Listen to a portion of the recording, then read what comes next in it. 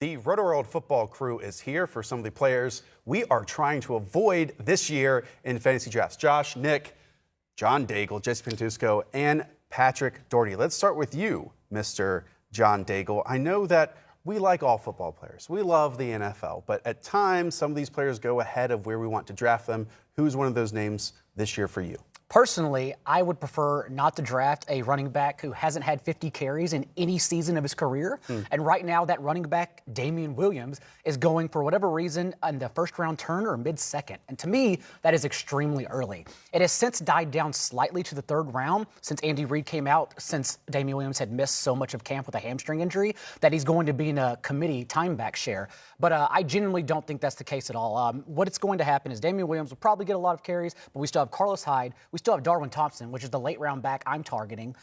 So yes, I think it is more of a timeshare than what everyone else believes it will be. It's been mixed messages, hasn't it, over the last few weeks? Because even when Damien Williams was missing action, we had Eric Bieniemy, we had Andy Reid say, hey, when Damien Williams gets back, he's our lead ball carrier. Then as soon as he gets back into practice, it's kind of reshuffling with a whole bunch of names at that spot. The point I can't get away from with Damien Williams is Andy Reid is a coach who has, in the past, famously not committed to Brian Westbrook, to LaShawn McCoy, to Kareem Hunt. He's committed to them over the course of the season. Andy Reid's been willing to go away from those guys for halves at a time, sometimes for games at a time. Can Andy Reid really stay disciplined with Damien Williams as the leader of his back? But I feel like I'm higher on Damien Williams than you, because I think if we do see a back that gets 200 touches in the Chiefs offense, why would we want to draft him? Right? My question is who's getting the goal line carries. If it's Damien Williams, I mean, there's potential for double-digit touchdowns. That's potentially an RB1 He doesn't even value. need goal line carries to do that anyway. I mean, he can score catching the ball longer distances. And you mentioned that in a regular season he hasn't had 50 carries, but last year in the postseason, in 2 games, he had 35 carries. So and I don't take that with lightly at all. Yeah. Like, I believe in it. He's never had a chance to get more than 50 carries. It's the thing. Like, I don't hold that against him. I don't think he's ever earned his own chance to get it, because he didn't create a role for himself with Miami. And then remember, last year he was in front of Andy Reid's own eyes and was still the number 3 behind Spencer Ware. It took 2 fluke injuries, or not an injury, Kareem Hunt was waived, to get Damien Williams that opportunity initially. Did Ware get hurt, or did Williams kind of take it and then Ware got hurt again? Ware definitely got hurt. Ware always hurt. Jesse, let's turn to you. Who are you avoiding this year? I think I'm probably out on Le'Veon Bell, at least based on his current ADP, which is like RB6, I believe.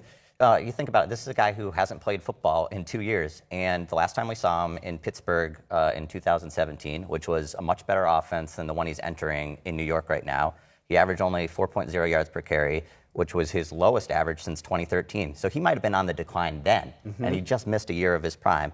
And another wild card factor to talk about is Adam Gase, who was never really committed to a workhorse. In Miami, he basically ran Jay Ajayi out of town after he rushed for 1,000 yards the year before. Last year, he buried Kenyon Drake, his best running back, in a timeshare with Frank Gore.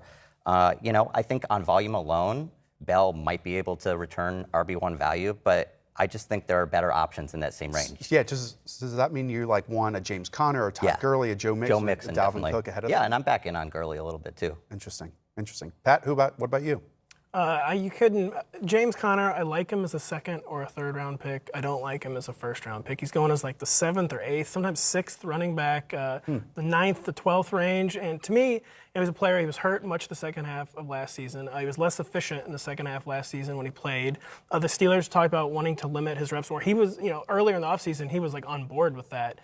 They really like H-back Jalen Samuels, who will, even if he doesn't steal carries necessarily, he's going to be on the field and just taking up basically some of James Conner's mind space. And to me, he's just more of a 2nd or 3rd round pick who's kind of being pushed up into the 1st round. I think it might be worth noting that James Conner did not play in the preseason opener while Jalen Samuels and Benny Snell did. So that would show me that there isn't a running back competition there. Well, it's not a competition. They just like Jalen. Jalen Samuels is going to be on the field, though, regardless. They almost play different positions. It's tough, though, isn't it, though? Because, we look at previous years, and with the Steelers, maybe more than most teams, we can look at history.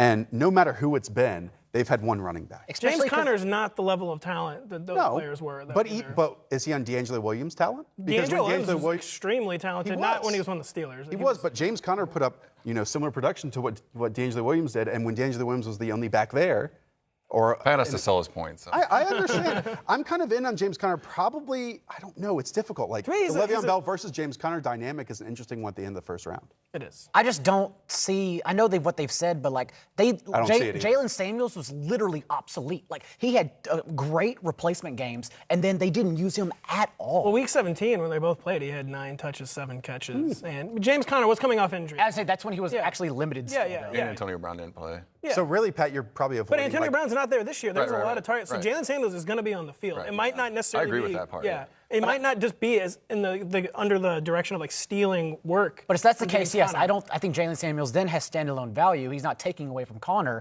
which is why I just can't imagine having Connor outside of top 10. But putting it in perspective, at the end of the first round, those are the names you're looking at, like Lev Bell, James Conner, Todd Gurley, Joe Mixon. Are you just kind of going wide receiver in that spot? Maybe I'm going Travis Joe Kelce Mixon as well. Are you? Okay. I have Joe Mixon Mixon a special over him, player. Cool. All right, Nick. What about you? The guy that's been accumulating the red flags this summer, Antonio Brown. Yeah. I prefer my Where receiver, to start, right? Nick? Right. Yeah. I prefer my receivers not to have their feet disintegrating into skin cells at the moment. For my quarterback or my receivers not to be participating in camp and not getting any chemistry with their quarterback. So, Kind of having nervous breakdowns over a helmet. Yeah. Usually prefer. not for there's that just to happen. there's a laundry list of red it's flags. literally that meme of Chris Jericho reading a scroll. Like that's all of Antonio Brown's red flags right now. And he's going as wide receiver 9 right now, around Keenan Allen, Adam Thielen, T.Y. Hilton, Amari Cooper. They are all going after him. But it kind of does make sense where he is, just to cut you off, because above Antonio Brown, it's Mike Evans, it's Tyreek Hill, it's Juju, it's Odell. Like proven commodities. And Antonio is one as well, but I mean, this is an offense that just could not support Amari Cooper as a pass catcher last year. How are they going to support Antonio Brown? Antonio Brown's one of the greatest receivers in NFL history. Sure. And this is a team that needed the targets. I mean, we got Jalen Richard and Jared Cook led with 68 receptions. Like, they need quality targets, someone to take quality targets. And John Gruden is going to, I've said this point over and over in the summer, John Gruden is going to make sure like this trade works. He wants to prove himself right on this. And there's a lot of red flags, but maybe we should not overlook the fact that he is one of the greatest players in league history. I agree that I'm not really taking the plunge a lot, but I think we can go overboard doubting Antonio. I think the question becomes, where does he have value? Like, at what point do you want to take him then? Like the mid-5th or 6th? Because he's not going to go there. Exactly. He's going as pick 22 right now. So you pretty much have to make your stand and say, I am not taking Brown before the 4th round, and therefore you will never have exposure. I would take Antonio Brown in the 3rd round. I would take him at the end of the 3rd. I would take him at the end of the 4th. I wouldn't take him in the middle of the 2nd where he's going right now. Because the Raiders I'd just go running back. The Raiders have the most available targets, so more than any other team in the entire league. So if Antonio Brown, he's an opportunity buy more so than like a buy against his current situation. In that range, I'm more looking at like a running back, or I'm just going to take George Kittle. Yeah, and I don't have a figure to this, but I mean, visually, how many times were Antonio Brown's production, was it coming from broken plays when Ben Roethlisberger worked outside of structure and threw it down the field? In those situations, Derek Carr throws it to Jalen Richard. He throws it to Jared Cook, who's not on the roster anymore. Or throws it to the other team. Like, I am super nervous about a wide receiver that is attached to Derek Carr and John Gruden and this offense. He's skilled enough to soak up checkdowns, though. I mean, it doesn't necessarily have to be. He can catch the ball in more than We haven't even mentioned the point where he's going from an offense that ran like top 5 most plays to one that's bottom 5 in plays. And it's really like, who else gets the target? And this is when you buy him to a certain point, because like Darren Waller's in a sling right now. Tyrell Williams is not good for that offense. Like, he's an efficient deep receiver. They're never going to throw deep. Hunter Renfrow. 5th round rookie. Hunter, yeah, I guess so. Like Hunter Renfrow, but. I'll close it out here with another wide receiver. It's Lions wide receiver Kenny Galladay. And it's interesting. And I have just a small voice in the rankings we have here. We have him as wide receiver 19, I believe. He's going around wide receiver 18. I don't get it. I don't get it at all. This is a team that, other than Kerryon Johnson, I'm trying to avoid all Detroit Lions because, one, this is an offense that wants to be run first. 2, I think like the fantasy football world as a whole kind of elevates Kenny Galladay into this like top tier of wide receiver talent.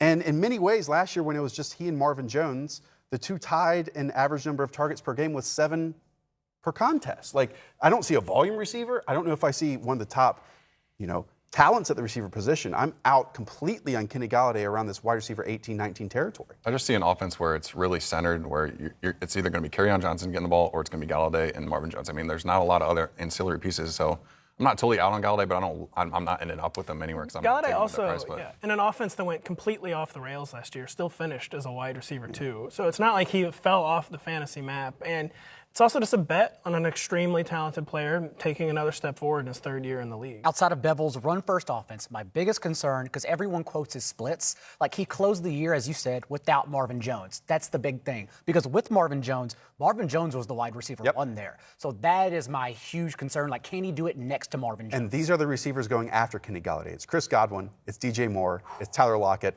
Taking Who all would those you guys. rather have over All Kenny of them. Galladay? Yeah. That's exactly what I'm saying. How is I'd Godwin rather have still Galladay going? over Lockett. It's wild. It's wild. Thanks so much, guys. Those are the players we are avoiding. And for more rankings, projections, strategy, and advice on how to dominate your drafts, check out the all-new Rotoworld NFL Draft Guide. Now mobile optimized with a new look and feel. It's never been easier to take our award-winning advice with you to your drafts for that extra competitive edge. Just go to rotoworld.com/draft guide for more. Hi, I'm Mike Tirico, and thanks for watching. Make sure to hit subscribe for the latest news and highlights from NBC Sports.